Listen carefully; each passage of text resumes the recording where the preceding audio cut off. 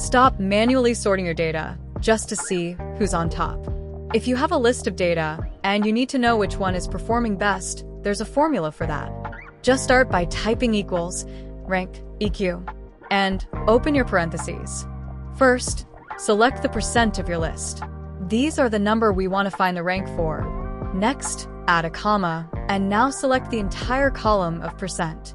This is our reference range. Add a closing parenthesis and press enter. Excel instantly tells you which is number 1 and which is number 10 without moving a single row.